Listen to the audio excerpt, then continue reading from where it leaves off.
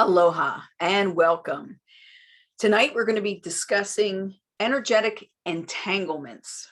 This is more than a connection. An entanglement is when your energies become really fused together and where there's many different points where you're connected. Some people see this as a good thing. Some people see it as a bad thing. Let's explore it. My name is GeralynStJoseph. I am your host. I am a relationship empowerment coach and also a psychic intuitive. So I try to bring both sides together when I explain different types of relationships and relationship issues. So when we're talking about entanglement, a lot of people have been utilizing this word recently, we're in 2022, in order to mean that they're having an affair or they're doing something that is not on the up and up, or they have an entanglement, meaning it's a relationship that they're finding difficulty getting out of or moving away from. Like there's too much that's intertwined between the two people and their lives. So when we talk about an energetic entanglement, what we're talking about is people who have a connection that has become almost like knotted over time. An entanglement could be something that we see as being like something really wonderful, where you're answering each other's questions and you can finish each other's sentences, and you're so connected that you can feel it when the other person is out of whack. That type of intimacy is really cool. However, what tends to happen is that generally one person will be more of the leader in that relationship and will take more of the energy. The other person is meant to be a support figure. In a balanced and healthy relationship, both people are being supported. Both people have times where they're the leader and when they're the follower, depending on whose expertise, or somebody's going through a lot of things. One may be ill, but it balances out. It goes back and forth. When you're with someone for the long term, you tend to figure out like what your expertise is, or where you're stronger than your partner. So having that said, you can have an entanglement that is not necessarily a negative thing. However, just the word tangle makes us aware that it's not necessarily healthy.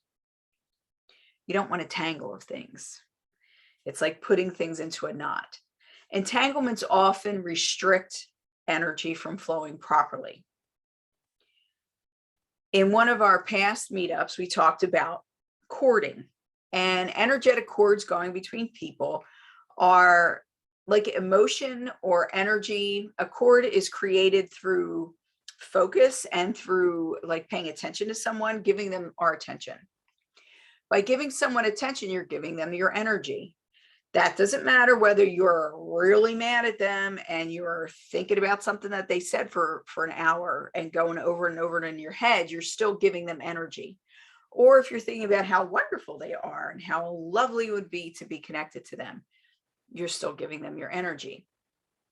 What is the difference between a simple cord and an entanglement? The difference is a simple cord, like somebody who cuts you off in traffic. Yes, you're giving them your energy. Yes, you're creating a cord there. And depending on how long you ruminate over it, will dictate how much energy goes into it and whether or not that cord simply fades or it's something that stays stuck to you for a long time. But that is a single cord. It's a single point of entry. Whereas when you're in a relationship with someone, you can develop cords that have multiple points of entry. What do I mean when I'm talking about this? We are energy beings, first and foremost. This body is made to work through our energetic system, our nervous system.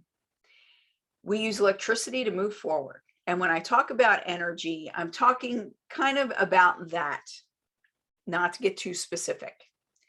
But having energy bodies, having our aura and whatnot, we have different points on our body where someone will connect into, depending on the type of relationship we have with them, and depending on how much energy we give to them.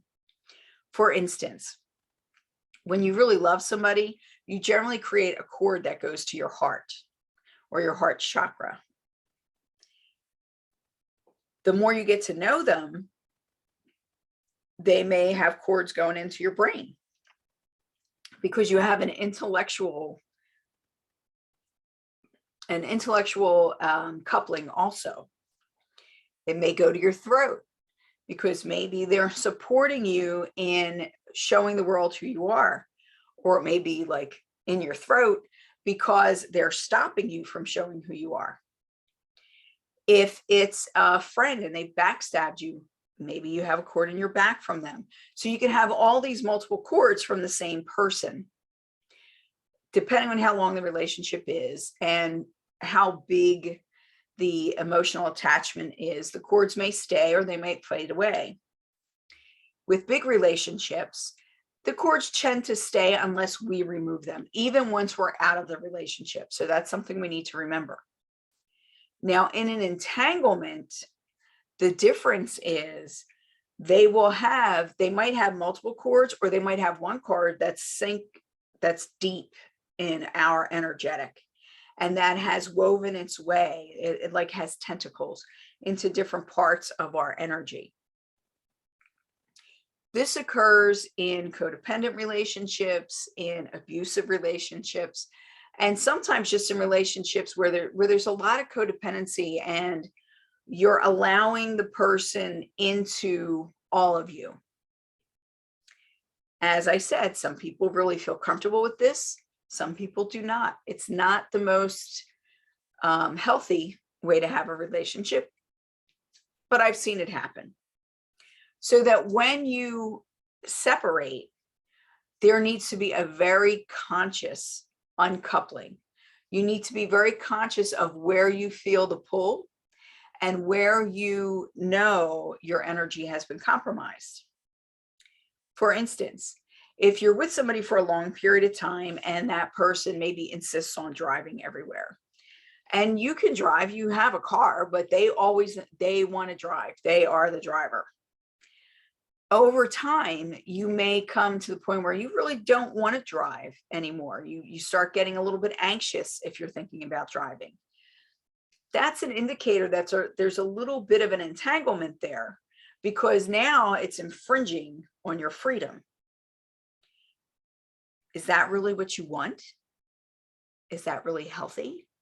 Of course, it's not healthy. But some people feel more secure in relationships where their partner takes over or has more control over things. And when we talk about entanglements, this is not necessarily just a romantic relationship. This also happens in familial relationships, like the helicopter mom. It happens in work relationships, like the boss who's on top of you all the time, or the employee who needs to have everything like spelled out. They will not make a decision on their own. There are two sides to the coin every time. And it takes both partners being open in some way to creating this type of an entanglement in order for it to occur. It doesn't just occur on its own. How can you stop these entanglements from happening? Boundaries. We did an episode on boundaries, and it's always important to make sure that you know what your boundaries are and that you maintain them. These types of entanglements tend to happen when boundaries are infringed upon, generally a little bit at a time, and you're like, well, that's not so bad. And you draw another line in the sand and they step over it. Well, that's not so bad. But by allowing it to keep moving forward, what ends up happening is that then you don't have any boundaries. Next thing you know, they're on top of you. What happens when we realize that we are in an entangled relationship, but we don't necessarily want to lose the relationship? We just want our relationship to be more healthy. Well, what I would suggest is getting more honest and aware of what's happening in the relationship. This may be something you could speak to your partner with. It may not be. If you're doing the energy work on your own, It still works. However, it's harder to maintain when both people are not of the same mind. So does that mean that they have to understand it the way that you understand it? Not necessarily. It could simply be discussing boundaries. Now, energetically, you would want to do a cord pulling ritual or do something to pull those cords and to make sure that you get them out of wherever they are. If you are calm and you think about the person, you take a couple of deep breaths and feel in your body where your body feels either tight or heavy. That's generally where your cords are. That's where they need to be removed from. That can also show you where your partner or the other person has power over you, is the easiest way to say it. Like, this is where they can really sway you very easily because they're already in there. There's a part of them that's already in there. And that's why, especially when it's like around the head or the throat, it's very important to know how to disengage that type of an energetic, because it is not healthy. Once you have cleared it, the next step is, especially with people that you have to remain around, like a boss or a parent, to make sure that you don't allow that to regrow or to come back. Because the first thing they're going to try to do is they're going to feel all of a sudden this loss of connection, and they're going to want to reconnect. Reconnection isn't bad, but you have to make sure that it does not reconnect as an entanglement, because an entanglement is not healthy. So if you're interested in learning more or doing the process of disentangling either with your partner or by yourself, contact me. I have lots of resources online here on YouTube and also through my website, relationshipcoachgsj.com. I hope you found this interesting, and please let me know if you have other topics that you would like us to cover. Mahalo.